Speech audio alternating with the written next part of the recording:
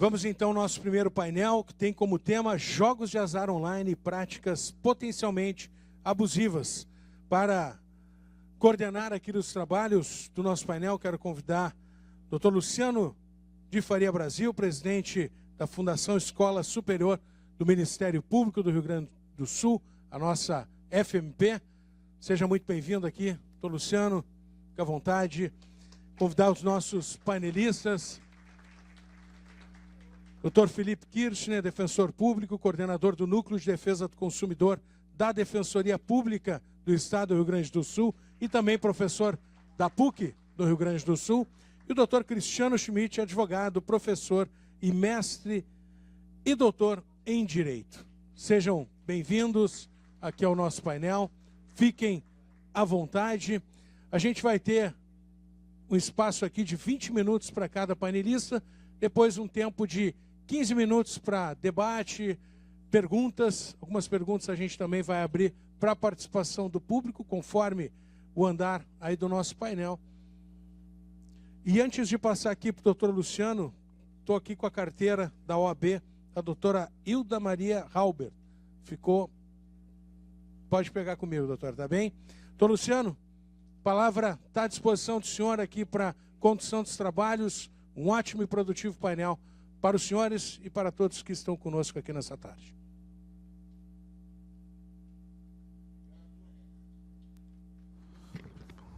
Meu estimado amigo Munhoz, uma saudação muitíssimo especial ao doutor Alcibiades Adil Santini, essa figura humana que congrega toda essa militância em prol do direito do consumidor e da defesa dos melhores interesses da sociedade gaúcha e da sociedade brasileira. Esta obra, Santini, é, como disse o Peruquim, a obra de alguém que merece muito reconhecimento. Nós temos o veso de reconhecer aqueles, depois que eles abandonam o campo de batalha, seja pelo cansaço, seja pela aposentadoria, né, seja pela transferência a outro campo de militância, mas esse reconhecimento é devido desde já. O Santini, que nos deve também o segredo da eterna juventude, né? Isso ele nos deve, de verdade, porque nesses anos todos que eu o conheço, ele permanece absolutamente rígido e igual. Ele é portador de um entusiasmo, de uma alegria e de uma capacidade de articulação que é invejável. Muito obrigado. Sim, depois que ele me confessou que ele só coloca a camisa de manhã para caminhar na rua, depois que baixa, abaixo de quantos graus? 5 graus, 6 graus? Eu troço assim, é algo inacreditável. Muito obrigado, Santini, pelo teu esforço, pelo teu percurso, pela tua vida dedicada às causas mais nobres. Obrigado por tudo. Quero saudar toda esta plateia e eu não farei saudações particularizadas, porque senão eu vou cometer certamente alguma gafe, alguma injustiça, porque eu vou deixar alguém de fora, e você sabe que quando se tem esta pleiade, essa pletora de nomes aqui na frente, é muito fácil esquecer alguém. Então sintam-se todos saudados do coração. Não, eu vou saudar a doutora Tereza Cristina, por favor. Doutora Tereza Mesh, prazer imenso revê-la, amiga querida, militante do direito do consumidor e das melhores causas. Nós temos este painel que trata como tema central do consumo na era digital, golpes online, jogos de azar, superendividamento e os desafios da proteção ao consumidor. E a primeira palestra versará sobre o tema dos jogos de azar online e as práticas potencialmente abusivas. Temos conosco o Dr. Cristiano Heinrich Schmidt, advogado, mestre e doutor em Direito pela Universidade Federal do Rio Grande do Sul, professor da Pontifícia Universidade Católica do Rio Grande do Sul, especialista em Direito do Consumidor, palestrante, e eu acrescentaria, sempre envolvido com os bons debates no tema do Direito do Consumidor, participante ativo do Brasilcom, enfim, alguém que merece toda a atenção. E também Dr. Felipe Kirchner, mestre, doutor, advogado, psicólogo, especialista em psicoterapia e psicanálise, defensor público e coordenador do Núcleo de Defesa do Consumidor e das Tutelas Coletivas da Defensoria Pública do Estado do Rio Grande do Sul, professor da Pontifícia Universidade Católica do Rio Grande do Sul, palestrante, conselheiro e ex-presidente do CEDECOM, Conselho Estadual de Defesa do Consumidor. Seja muito bem-vindo, doutor Felipe. Na última sexta-feira estivemos juntos em uma mesa de debates também sobre temas ligados à tutela coletiva, aos litígios estruturais, e pude, naquela oportunidade, mais uma vez, aprender com Vossa Excelência. Convencionamos que o primeiro a fazer uso da palavra será o professor Cristiano Heineck Schmidt, a quem eu tenho o prazer de, neste momento, passar a palavra. Doutor Cristiano.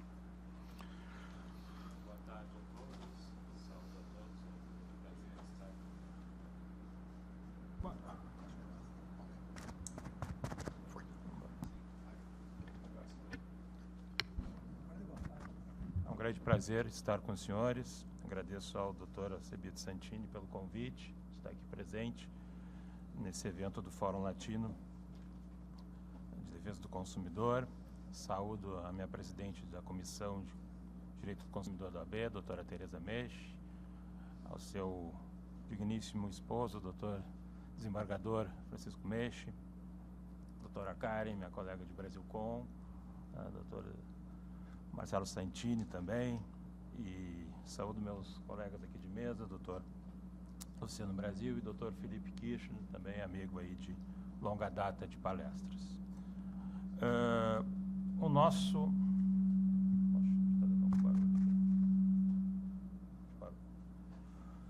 O nosso tema, dentro do seminário que trata de golpes e dívidas, fala sobre jogos de azar online e práticas potencialmente abusivas. Eu trouxe alguns slides ali, que a colega ali vai passar, vou pedir para ela ir passando.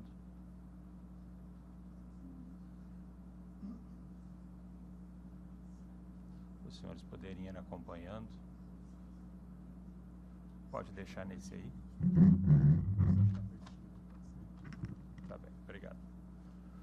Quando se fala em jogos de azar no Brasil, a primeira imagem que vem para nós é a figura das bets. Bets, uma figura que surge no ano de 2018 e que ganha uma regulação ali por 2023, ganha uma lei própria, e hoje ocupa um cenário quase inafastável. É muito difícil você ocupar um espaço hoje público, ou na internet, ou na TV, ou na mídia, e você não se deparar com bet. Você acessa o YouTube, você acessa um Twitter, você acessa uma rede social, você recebe uma publicidade de bet.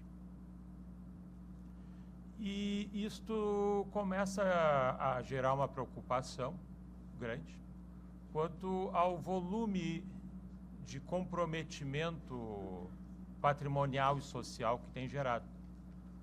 O jogo sempre existiu na história do ser humano. E o Estado brasileiro sempre foi uma grande casa de jogos.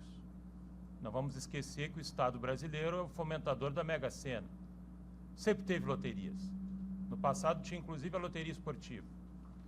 Inclusive operava em regime de monopólio. Não deixava que ninguém mais pudesse ultrapassar essa linha. A linha que era ultrapassada era do jogo do bicho, que todo mundo sabia que existia, não havia punidade, não havia perseguição e a coisa funcionava dentro daquele padrão que a gente sabe como é que é. Havia quase ali uma espécie de casamento de agentes estatais com o jogo do bicho, porque se algo é tão grande, não é porque é permitido, é porque é compartilhado. Então o Estado brasileiro sempre se baseou em cima do jogo. E com as bets não é diferente. O Estado brasileiro também descobriu nas bets uma fonte de renda. Nesse último quadrimestre de 2026, foram arrecadadas com as bets legais, porque nós temos as bets ilegais, só no Brasil, 4,5 bilhões de reais. Isso é a mesma arrecadação do agro e do tabaco. Então, bets no Brasil competem com a mesma arrecadação do agro e do tabaco. Em termos de arrecadação geral, vou pedir para o colega ali passar. Em 2025, houve uma receita bruta de 37 bilhões gerados por bets legais. fora as ilegais. Nós temos aí uma previsão de 20 a 30 bilhões de movimentação de arrecadação de bets no Brasil. E nós temos um comprometimento muito grande dentro dessa estrutura das classes C, D e E, dentro desse tipo de operação. Não vou dizer aqui para proibir as bets, até porque isso não aconteceria. Se a gente for proibir as bets legais, as ilegais vão continuar existindo. Mas deveria existir, talvez, um plano de trabalho melhor ao ponto de filtrar as coisas. Porque hoje a gente tem o quê? Um excesso de empresas trabalhando dentro desse contexto e puxando essa operação para onde? Para o aparelho celular. Para aquilo que naturalmente já gera uma dopamina. Nós temos indivíduos que já são quase viciados na dopamina do celular, porque não conseguem se desligar disso para fazer outra coisa, a não ser ficar naquela rede social, WhatsApp, Instagram e etc, etc. Se forem ver ao final do dia quanto tempo despenderam nisso, pode ser traumatizante.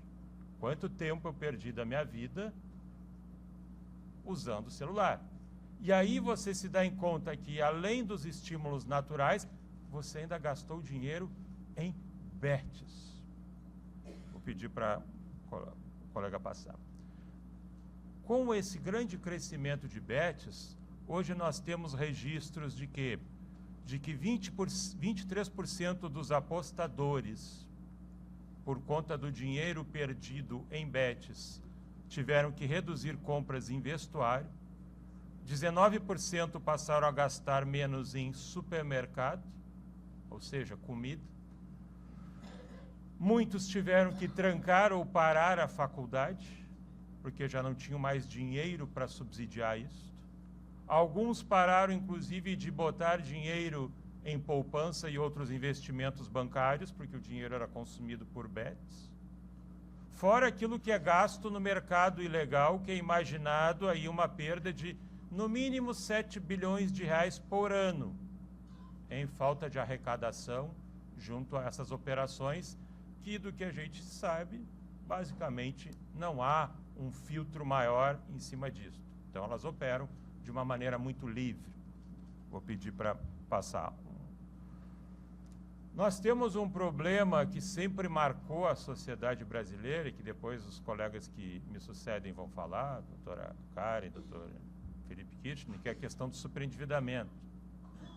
Quando isso entra dentro do Código de Defesa do Consumidor, a gente tem ali como um foco muito grande a atividade bancária.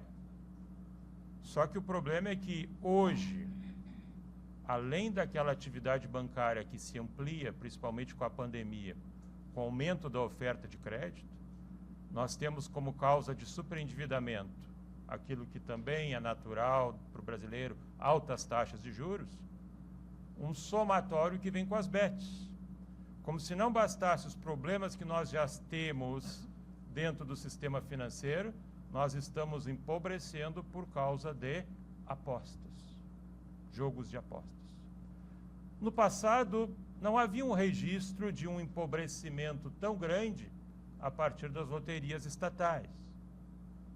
Não haviam registros de empobrecimento tão intenso a partir do jogo legal, o jogo do bicho. Mas hoje, com os facilitadores que a gente cria a partir das apostas fáceis por meio do celular, sim, isso tem se tornado cada vez mais uma epidemia. E nós estamos destruindo parte da população dentro desse contexto. O que a gente vai fazer, a gente vai ter que pensar. Mas isso já é uma realidade com a qual você tem que trabalhar. Vou pedir para passar. Perfil do apostador brasileiro. 20% dos apostadores acredita que estão fazendo investimento. Você pode falar com qualquer dono de bet, com qualquer sócio de bet. Ele vai dizer, não é investimento, a não ser eu. Eu que sou dono, sim, mas você jogando não é. Só existe uma maneira de transformar uma bet em investimento. Você fraudar jogos. Porque aí você sabe qual vai ser o resultado. Do contrário, não há como. Do contrário, você precisaria criar um super algoritmo com uma capacidade de calcular milhares de probabilidades ao mesmo tempo e de ele apresentar uma plataforma de jogos com grandes chances de você ganhar para cada aposta que você fizesse. O que é algo impossível. Tem que ser visto como lazer e não como investimento.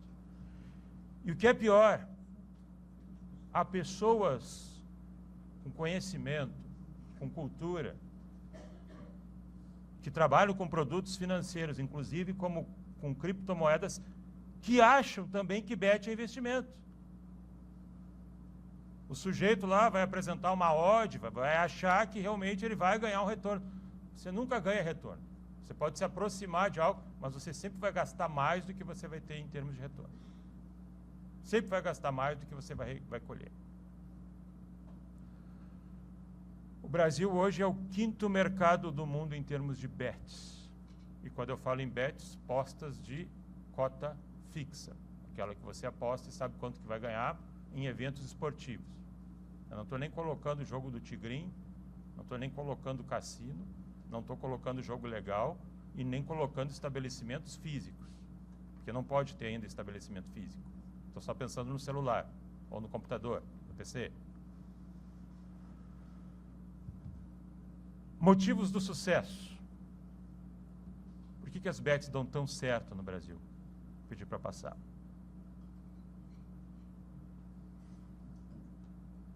A primeira regulação vem em 2018, quando ainda não era propriamente proibido.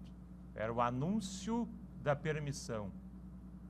Mas você começa a criar um início de barreiras com a legislação 14.790, que é de 2023. Durante 7 anos, esse mercado pôde estudar o consumidor brasileiro. Livre. Ele pôde estudar para saber como esse consumidor se comporta, quais as camadas sociais tendem a comprar o quê, como, do que cada um mais gosta, quanto cada um gasta, quanto cada um é capaz de gastar, do que se interessa mais. Então, o Brasil ele foi, durante 7 anos, uma espécie de rato de laboratório, onde nós fomos testados pelo mercado, ao ponto de hoje nós estarmos consolidados para esse mercado. Ele cresceu muito rápido aqui. E quando a gente fala em proibição de publicidade, basta a publicidade de um para acionar toda a estrutura. Quando você vê a publicidade de um, Betano, Superbet, Esportes da Sorte, é como se ele estivesse fazendo publicidade de todo o sistema. É aquele mesmo efeito quando você vai num cinema e vê um personagem abrindo uma Coca-Cola na sua frente. E naquele exato momento te dá uma vontade de abrir uma Coca-Cola. Ou você sair do cinema e você quer aquela Coca-Cola. Mas não importa que você queira a Coca-Cola. Você pode gostar de Guaraná, mas ficou a mensagem do refrigerante. Então basta uma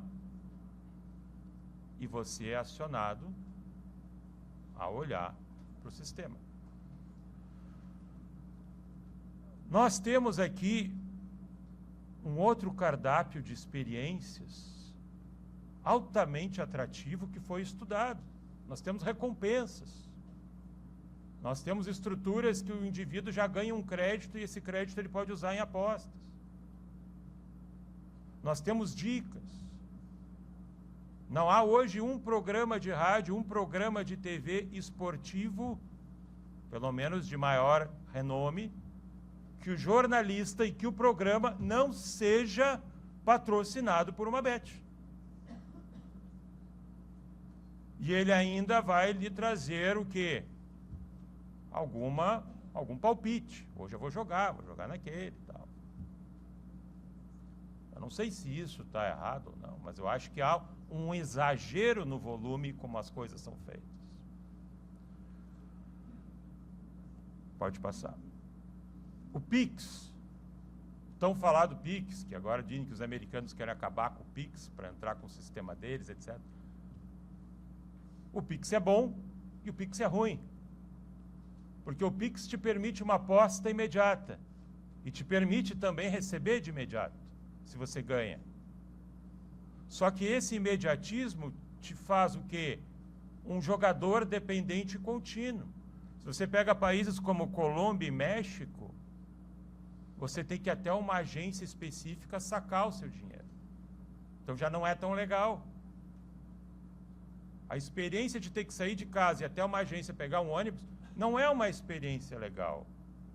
A experiência de consumo bacana é pegar um celular, apertar num app e ver todas aquelas cores e luzes e músicas bacanas do Tigrinho.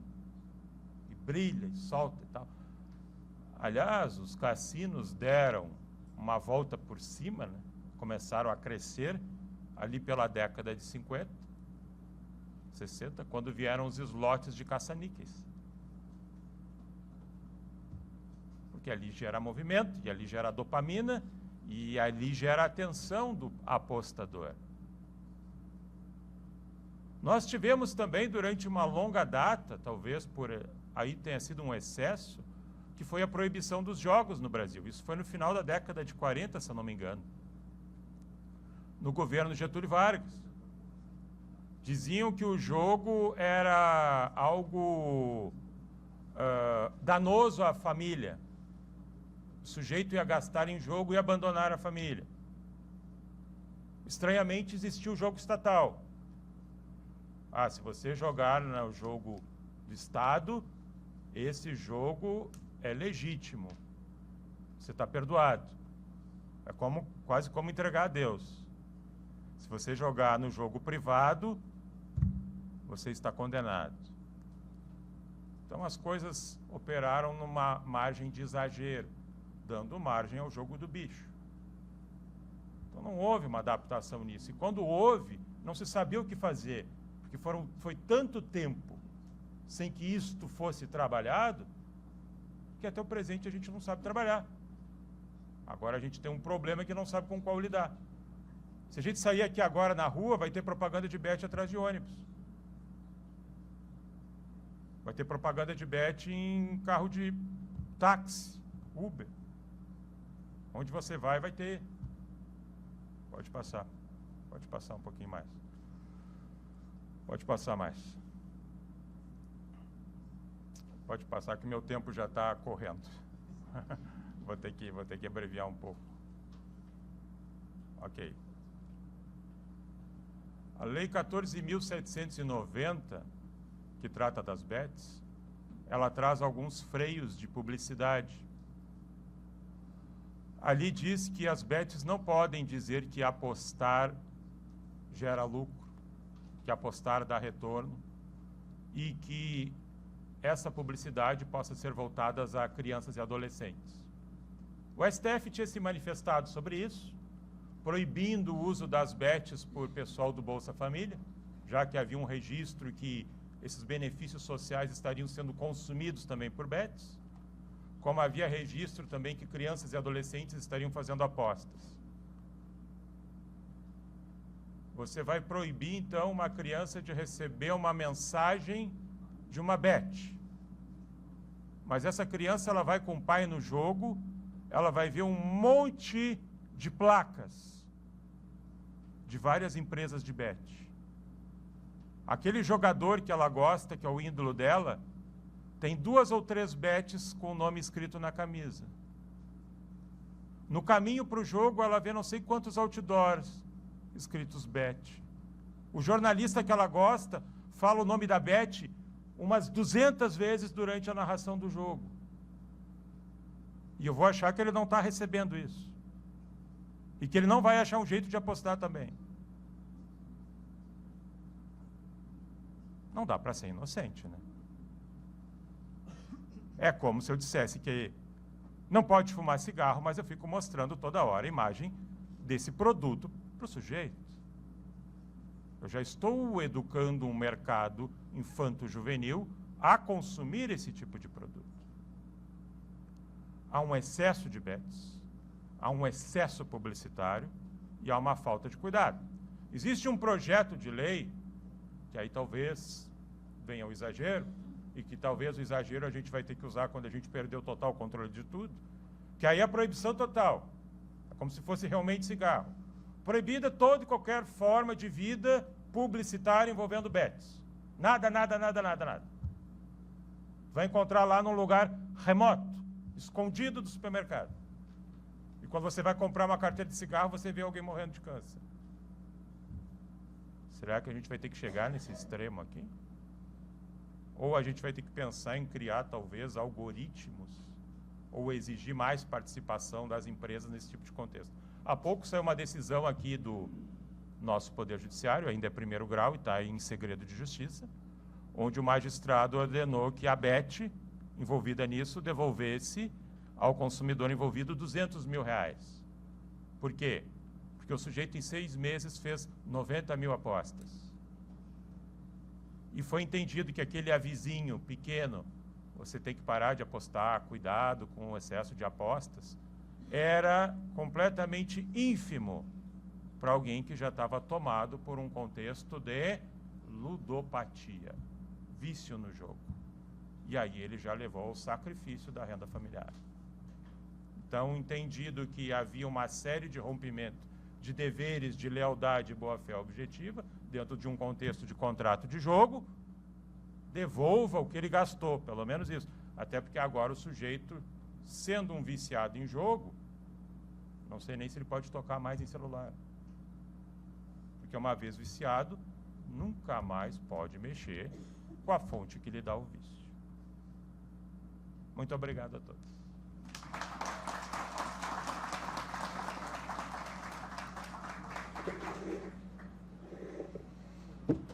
Obrigado, doutor.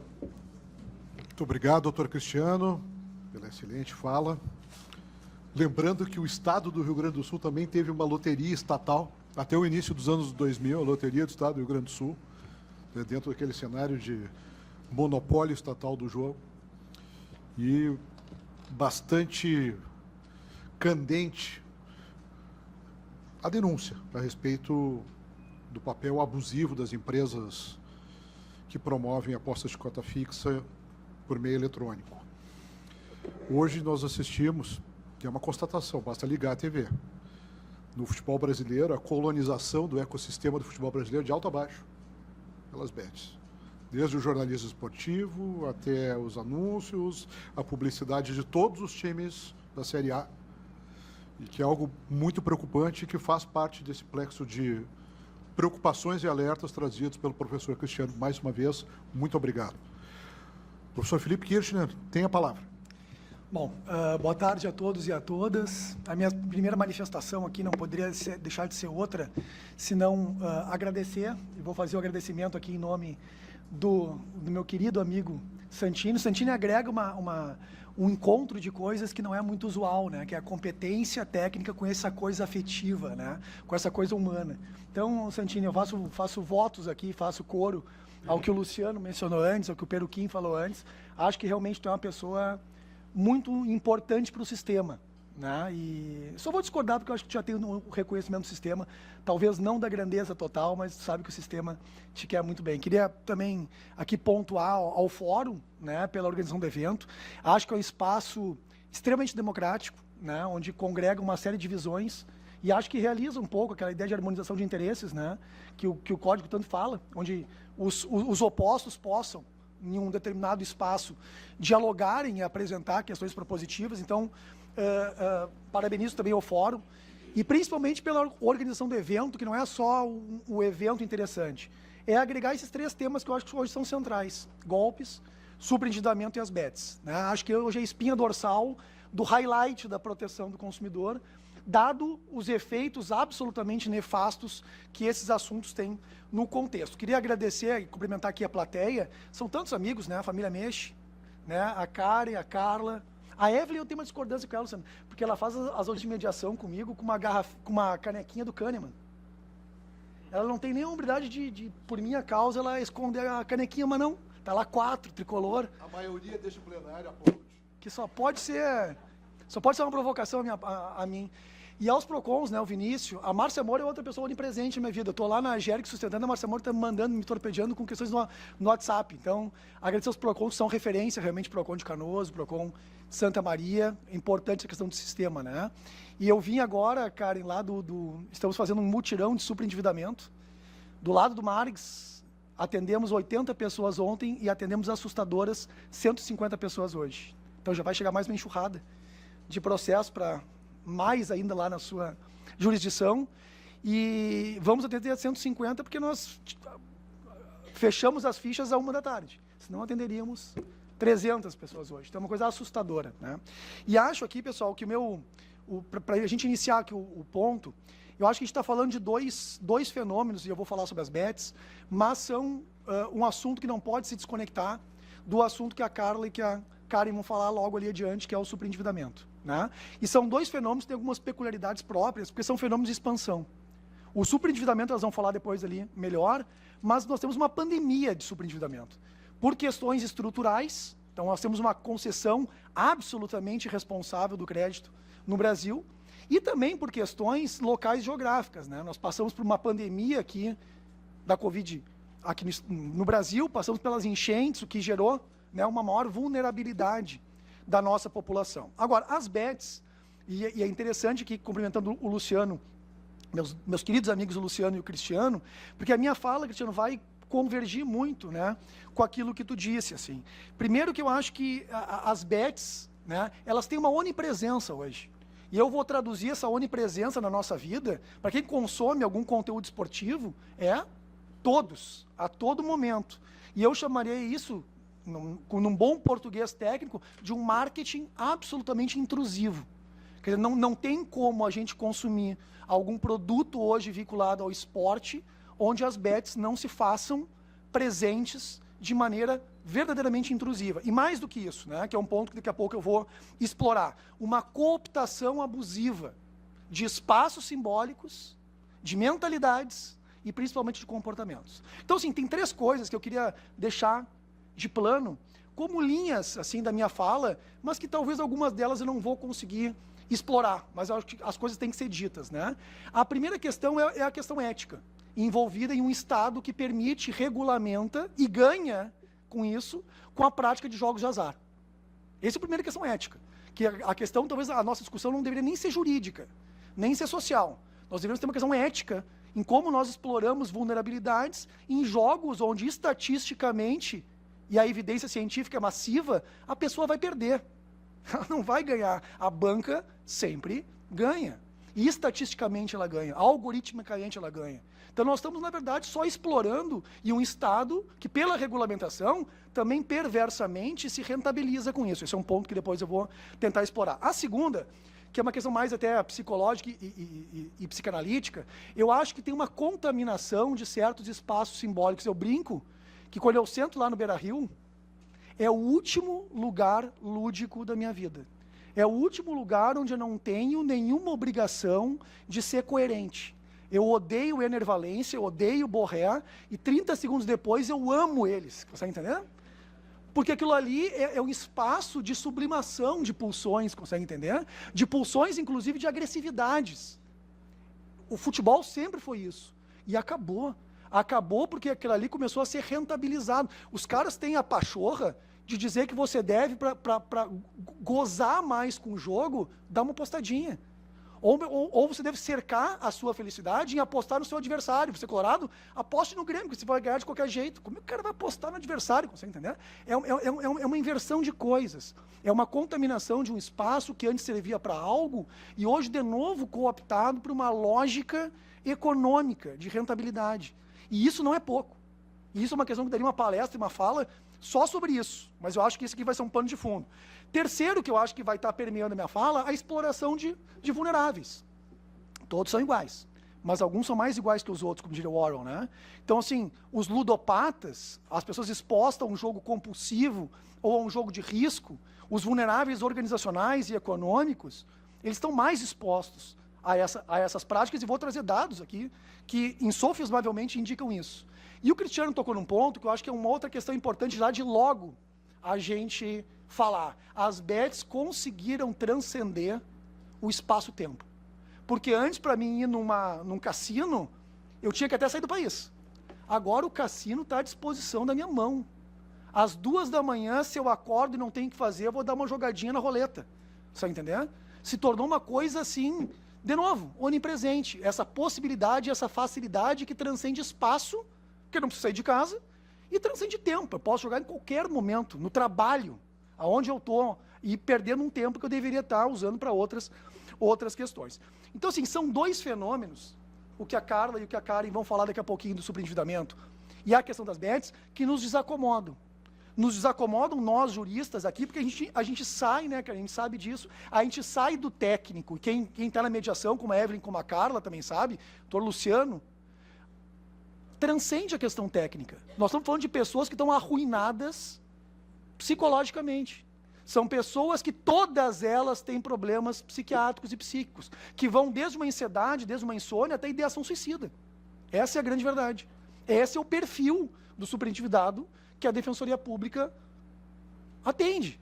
O normal é que as pessoas estejam patologizadas em razão, e mais vulnerabilizadas em razão disso.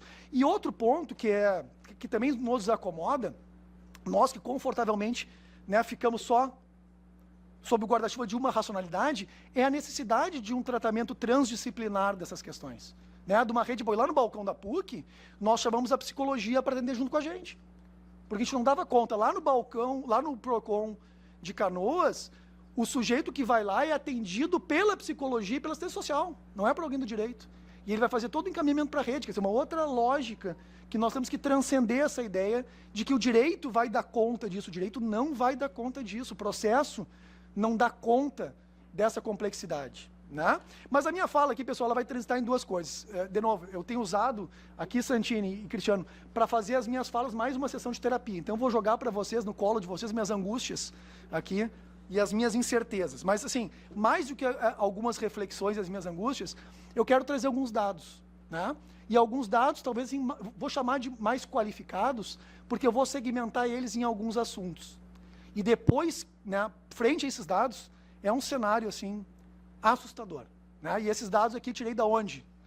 Pesquisa Quest e do meu grandíssimo amigo Marquesan, lá do MP, que o sujeito é um homem das planilhas. Então, um obcecado pelo tema. Então, o Marquesan aqui, estou extraindo muito dessa pesquisa que ele fez, então faço a nota de rodapé, que aqui é muito importante. Então, a primeira coisa que o Cristiano falou é que nós saímos num cenário de selva, que era a ausência total de regulamentação. Esses caras exploraram tudo que eles podiam, conheceram tudo que eles podiam, precificaram completamente a nossa mentalidade, os nossos comportamentos, em um cenário de total e ausência de regulamentação.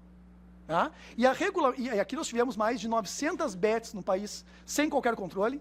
Né? A Anatel já barrou entre quase 20 mil sites, já tirou do ar, 20 mil sites do Tigrinho, e continua retirando incessantemente esses sites do ar. Então, assim, foram 5, 6, 7 anos sem nenhum dado do que o Estado brasileiro perdeu em termos arrecadatórios, do malefício que esses caras, esses fornecedores, são fornecedores, praticaram no mercado. Agora, temos um mercado regulado. Já é alguma coisa. Desconsiderando o aspecto ético de nós regulamentarmos um jogo de azar, de exploração de vulnerabilidade. Agora, qual é o primeiro ponto aqui? Nós temos algo em torno de 180, 190 bets autorizadas hoje, né? Que são consideradas casas lotéricas, que exploram tal como cassino, porque eu não tive o privilégio de entrar em alguma bet, não é do meu gosto, mas pelos relatos ali dos assistidos, eu posso jogar, né? Tem uma aba cassino ali em todas as bets. Então, o que é importante aqui? Que essa regulamentação que nós temos, ela é claramente insuficiente. E eu acho que eu estou muito pelo simbólico agora, né? E é interessante como a regulamentação veio pelo Ministério da Fazenda. E veio pelo Ministério da Fazenda por quê? Porque a sanha é arrecadatória. Até, vamos lá, ninguém aqui é contra o Estado, obviamente, arrecadar, né, até para poder compensar os danos causados, para dar conta disso no Sistema Único de Saúde, de medidas preventivas de tratamento. Agora, parece que a tônica da regulamentação foi a evasão de divisas, né? a coibir a prática de delitos criminais, a arrecadação, e o direito do consumidor ficou lá em terceiro, quarto, quinto plano. Nós atendemos naquilo que nós podemos atender, sem muita vontade de atender, e o que também não conflitar com o resto. Então esse é um primeiro dado que eu acho que é importante. Houve um viés tributário e arrecadatório. Eu segmentei os dados para a gente ver o tamanho do que a gente está falando aqui em alguns assuntos. Primeiro, o Cristiano já trouxe, e eu vou condensar os dados, né? Qual é o tamanho desse mercado? Qual é o impacto financeiro das bets no mercado? Se estima entre 150, o giro de dinheiro, entre 150 e 240 bilhões de reais ao ano, com uma estimativa de que isso possa gerar, no ano de 26, 27, mais de 360 bilhões de reais ao ano.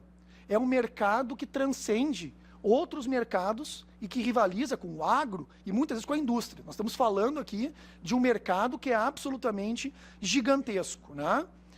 O valor gasto pelas famílias, e vou aqui não apontar alguns que o Cristiano já trouxe, hoje, estatisticamente, rivaliza com os gastos que as famílias estão destinando à educação.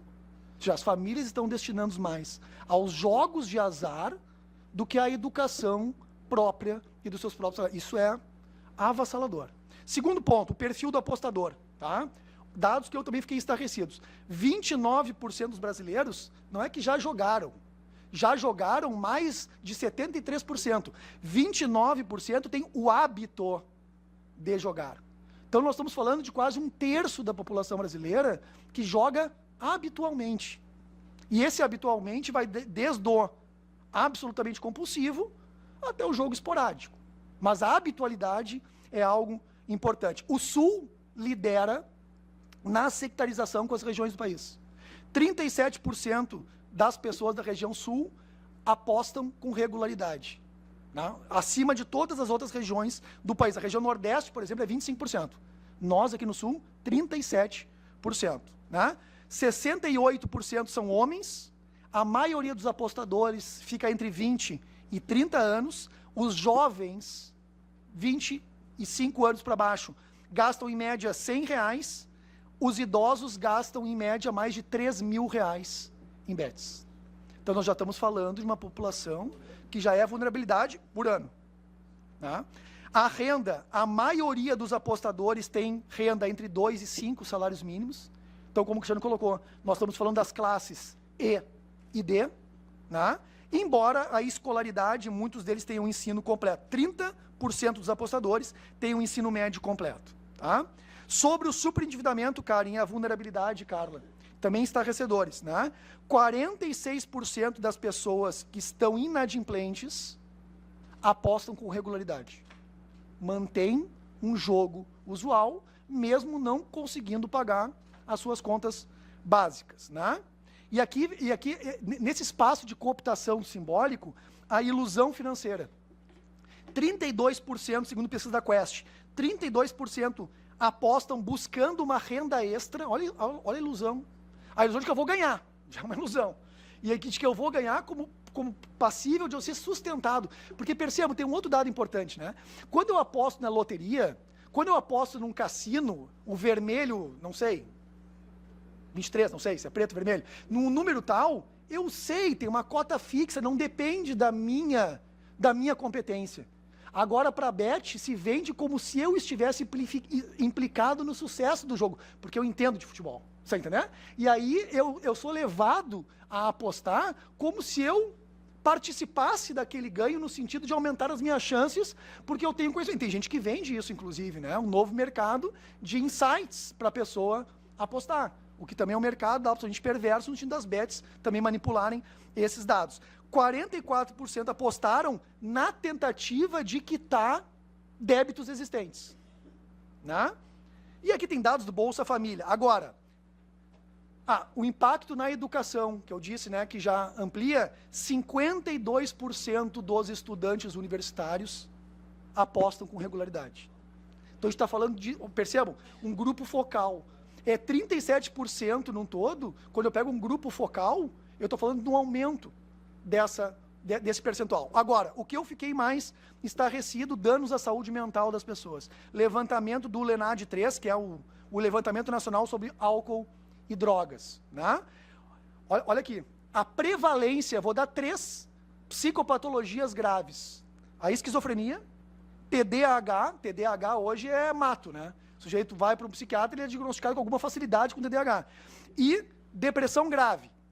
Vou dar a prevalência para vocês dessas 3 patologias na população em geral. Esquizofrenia, de 0,3% a 1% da população. TDAH, de 2,5% a 6%. Já é bem mais ampla do que a esquizofrenia. A depressão grave, de 4 a 5%. O jogo compulsivo, de 4 a 7,3%. Ou seja, nós temos uma prevalência do jogo compulsivo ou de risco maior do que a depressão grave. Maior do que o TDAH. E se a gente pega um recorte populacional, porque esses só para a gente poder entender aqui e harmonizar o nosso discurso, esses dados eles aumentam em grupos focais. Se eu pegar a população internada em hospitais, a esquizofrenia sobe. Né? Se nós pegarmos os apostadores, a prevalência do jogo compulsivo é de 38,6%. Ele passa do 7 para 38%. Você entender?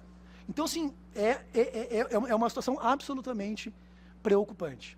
E aí eu vou fazer só uma rápida insight com relação ao superendividamento, que a Carla e a Karen vão falar daqui a pouquinho, para a gente fazer esse gancho e a gente poder, de alguma forma, dialogar. E já vou pedir desculpa para vocês, porque vou voltar a atender lá os superendividados na Praça da Alfândega daqui a pouquinho. Mas, primeiro, né, eu acho que aqui tem 3 transcendências, né, nessa questão. A gente já transcendeu com alguma, ou melhor, não sem algum trauma, e nós falávamos isso lá na Júris, né, a transcendência do individual para o coletivo. Não é mais um problema individual. O superendividamento é um problema que afeta coletivamente a sociedade, a família. Mas a questão aqui não é mais de nós conseguirmos dar conta das coisas por meio do processo individual. Não dá mais. Quantos processos tem lá? 15 mil? 20 mil processos. Em 2028 vão ter quantos? 50? E só tem 20 mil porque grande parte da população tem alguma dificuldade dessa justiça, essa defensoria. Porque se fosse, seriam 1 milhão de processos. Porque as pessoas, né, conseguem acessar, porque senão seria muito mais. A segunda é que hoje, e até o meu colega lá, o Marco Jobim, ele discorda de mim, como ele é o grande especialista no assunto, ele deve estar certo, eu devo estar errado. Mas nós transcendemos hoje a lógica do coletivo para o estrutural. O problema aqui não é mais um problema que vai se resolver num canetaço judicial, é uma questão estruturante, de cultura, de discussão ética de um Estado que, de novo, permite a exploração de vulnerabilidade em jogos de azar. É uma questão estrutural. Né? E mais, um dano epidemiológico que as bets têm que dar conta. Tem uma ACP maravilhosa na Justiça Federal, responsabilizando a indústria do tabaco pelos custos que ela dá ao SUS. Eu acho que nós deveríamos pensar em alguma coisa muito semelhante às bets. Quer dizer, qual é o custo social que essa galera aí está promovendo para o Estado dar conta, em termos de adoecimento? Se a gente pegar só o SUS, bom, o que a Defensoria gasta, o que o Ministério Público gasta, o que o Judiciário, o que o Sistema de Justiça gasta, né, tratando desses processos? Quanto custa esses 20 mil processos que a Karen está gestando lá? Quem está pagando por isso? Não são as bets. Né? E aqui, como hipótese, eu acho que a gente nem precisa ir muito longe. O que se arrecada é um valor muito ínfimo em face dos custos, assim como a indústria do tabaco. Eu arrecado bastante, mas olha o dano. Durante dezenas de um século de malefícios disso para a sociedade. Né?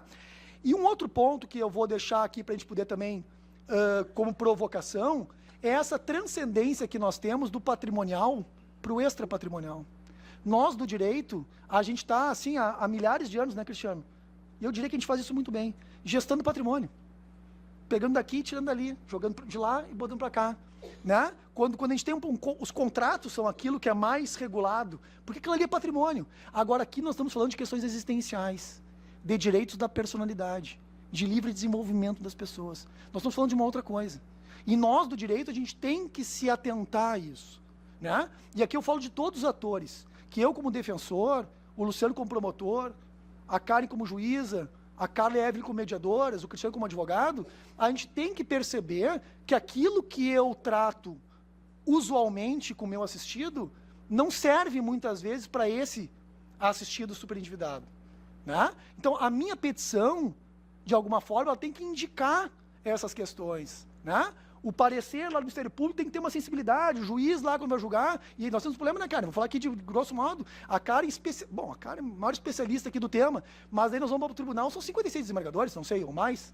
Quer dizer, aí pulveriza, aí nós temos uma certa também incompreensão de certas coisas, aí o STJ também agora dá uma tese de que não basta o sujeito ir na audiência, se ele não apresentar proposta, tanto faz que ele não pode ser penalizado. Então, quer dizer, é uma coisa que parece que nós aqui do Sul, a gente fica meio que reféns de um estado de coisas que é desafiador também, né?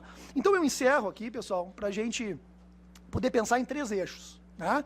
Eu acho que a primeira questão que a gente tem que pensar é em termos regulatórios e políticos, e acho que é feliz que nós estejamos aqui hoje na Assembleia Legislativa, né? A Assembleia Legislativa, inclusive, cumpriu o seu papel ao editar uma norma que está sendo questionada no STF em relação à limitação das publicidades, das bets, principalmente para o grupo mais vulnerável. O doutor Marquesan e eu atuamos, né, ativamente nesse processo, que foi pluripartidário aqui, inclusive, para limitar a questão das bets para crianças e adolescentes. Se a gente não salvaguardar a primeira infância e a adolescência, nós estamos perdidos. Nós estamos perdidos. E eu tenho 2 guris, 2 delinquentes que eu crio lá em casa, o Ricardo e o Miguel, de 11 anos. A coisa, pessoal, ela começa de forma insidiosa. Eles jogam Roblox, e não sei os joguinhos, eles não compram uma coisa, eles compram algo que vai ser sorteado, que eles vão ganhar alguma coisa. Então já tem aquela lógica de que eu vou comprar algo que eu não sei o que é, mas que eu posso ganhar muito com aquilo, você entendeu? É uma lógica que isso vai ser introjetado numa mentalidade. É o famoso, todo mundo aqui, né, de uma geração vai se lembrar daquele cigarrinho de chocolate. Você lembra o cigarrinho de chocolate? Quer dizer, a gente vai criando mentalidade a respeito de coisas que são docinhas, né? A skin lá enfim, Brawl Stars, eu sou uma vítima disso. A segunda questão porque às vezes eu fico com vontade de comprar a skin também, né? Eu gosto de coisas, eles lançam, eu fico com vontade de comprar para eles, porque eu também me regozijo com aquilo, uma coisa muito louca. A questão jurídica, que eu acho que nos compete, né, cara, isso é difícil, porque nós estamos aqui remando, talvez contra a maré, é a gente também conseguir ser mais rigoroso nisso. A gente conseguir criar situações. Porque, olha só, nós estamos hoje atendendo 150 pessoas. Está em todo o balcão da PUC, tem 18 alunos, tem mais 12 pessoas da defensoria, tem um ônibus com 14... A gente está só enxugando gelo. Nós estamos só enxugando gelo. Porque tem tantas outras pessoas que não chegaram até a Praça da Alfândega ali, que vão ter dificuldade de acesso até a defensoria, que não pode pagar um advogado. Quer dizer, né? Inclusive o mercado da advocacia com isso, como é que o advogado vai se rentabilizar para alguém que está em ruína financeira? Esse é outro ponto, né? E mais, vamos cortar, agora eu vou. A própria defensoria, não falar mal dos outros, né? A gente tem 2 critérios de atendimento. A vulnerabilidade econômica, o cara que ganha até 3 salários mínimos, e a vulnerabilidade organizacional, que é o sujeito que deve ser atendido pela condição situacional dele. Superendividado é de carteirinha disso. Mas tinham colegas que a gente entrava com o processo, não, se o sujeito ganha mais de 3 salários mínimos, ele está em ruína financeira. O que eu faço? Não importa se ele ganha 15 mil reais, importa o que sobra o salário do mês para ele comer. Você entendeu? Então nós temos lá que editar uma orientação. É difícil, porque a gente tem que sensibilizar. Quando eu tenho que sensibilizar defensores públicos, a gente vê que nós estamos aqui no estado de coisas realmente. E a questão clínica e social. Acho que nós temos que aumentar as redes de apoio das pessoas. Sejam as famílias, sejam o SUS, né? Eu falo lá do Vinícius de novo. Quer dizer, o sujeito chegar no PROCON, lá de Canoas, e não ser atendido pelo Felipe, que é um jurista que não sabe nada sobre o SUS, mas ser atendido por uma assistente social e por uma psicóloga, isso é luxo. Porque ela vai perguntar se ele está em uma questão de vulnerabilidade alimentar, e ele vai conseguir que o município, né, conceda para ele uma assistência, uma cesta básica por mês. Quer dizer, ali nós estamos realmente mudando o paradigma, de que o direito ele tem que vir, talvez nesse caso, de maneira até subsidiária, né, cara? Porque são outras coisas e outras medidas que vão dar conta da situação. Então eu espero, pessoal, que tenha sido minimamente coerente. Agradeço de novo o espaço, esse olhar que a gente tem é sempre um olhar muito sentido, porque a gente está na ponta, né? A gente vê os efeitos deletérios disso, a gente escuta as pessoas, a gente vê o que isso causa na vida das pessoas e das famílias, né? Então me desculpe por algum arrobo aqui e agradeço muito o espaço. Muito obrigado, pessoal.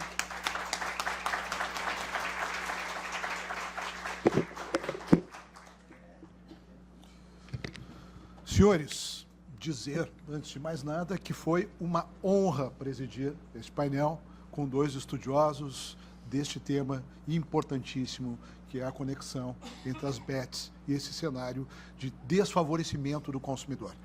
Lembrava aqui da instrução normativa da Justiça, da Receita Federal, da SPE, da Secretaria de Prêmios e Apostas, do ano passado, impedindo o cadastro, o uso do sistema de apostas por pessoas beneficiárias do programa Bolsa Família e do benefício de prestação continuada, ano passado, para tentar atacar essa chaga social do ponto de vista de quem já recebe um benefício do Estado, justamente em razão de ter essa assimetria. E essas pessoas estavam utilizando a sua parca renda justamente nesse mercado de apostas de cota fixa. Duas questões apenas para deixar a reflexão dos amigos, né? Nós tivemos, como bem delineado pelo professor Cristiano, um hiato de regulamentação, no qual as bets, as empresas que promovem as apostas eletrônicas, atuaram sem nenhum tipo de incidência normativa ou legislativa. E nós estamos tratando do ponto de vista do consumidor. Eu queria que vocês pensassem, e nós temos pesquisadores e estudantes aqui também, o que foi feito desse numerário ao longo desses anos. Para onde é que foi esse dinheiro? A economia do Brasil, o PIB brasileiro é composto hoje em cerca de 70% do setor de serviços. Houve uma desindustrialização, uma queda do share da indústria nos últimos 30 anos, por variadas razões, inclusive da ausência de política industrial, e tivemos um aumento do setor de serviços. Esse dinheiro que foi para as apostas deixou de entrar na economia, gerar desenvolvimento, emprego, ser aplicado em atividades saudáveis. Segundo, esse é um tema da filosofia do direito, professores. Não há nenhum problema em uma sociedade fundada em princípios liberais proibir o jogo. Esse debate já foi feito e não há nenhum problema, não há nenhuma incompatibilidade de princípios, incompatibilidade teórica. E esta é a minha posição hoje, e eu não sei se falo pelos amigos, porque eu já acreditei na regulamentação e hoje acredito na proibição. E, aliás, acredito que a proibição virá o dia que nós tivermos um grande escândalo envolvendo tudo isso aí. Tá? E a opinião pública for sensibilizada. Tá? Isso, certamente, todas as probabilidades indicam nesse caminho. E o terceiro, também para os pesquisadores, é uma provocação. Nós sempre escutamos no debate entre a liberação de uma atividade proibida o seguinte argumento: vamos liberar porque aí nós tributamos e isso vai acabar com a criminalidade e a máquina pública vai ser financiada com esses ganhos. Bom, neste caso, hipotético para que vocês possam pesquisar, não sei se essa pesquisa empírica existe, no caso das apostas eletrônicas, que, como sabemos, hoje são absolutamente universalizadas, principalmente entre idosos, né, que são os grandes vulneráveis dessa equação, que são duplamente vulneráveis, são vulneráveis do ponto de vista digital e vulneráveis do ponto de vista das apostas. Isso diminuiu a incidência da participação em jogos ilícitos não sancionados pelo Estado? O jogo do bicho desapareceu? Isso é para vocês pensarem, tá? Então, esse argumento também se aplica a outros campos e nós temos que pesquisar isso. Eu quero fazer, em nome dos meus colegas, com o consentimento deles, aqui uma saudação aos 130 anos do Correio do Povo, ao seu diretor Marcelo Dantas, porque o Correio do Povo ele tem sido um grande apoiador das causas de interesse público neste Estado. O Rósio, como era chamado. E o nosso diretor tem como um escopo, um propósito, uma missão, promover a digitalização do acervo, que é o acervo da história do Rio Grande do Sul. Muito obrigado. Senhores, está encerrado o painel. Marcelo Dantas, dar ao presidente Alcebiades aqui para entregar uma lembrança para os nossos painelistas aqui, por favor. Vamos fazer uma foto de pé. E temos ali uma réplica, viu, doutor Luciano? Da primeira edição do Correio do Povo, da página. Pois é aquela, né? Ali. Claro, vamos botar só as cadeiras pra cá, gente, por gentileza. Obrigado.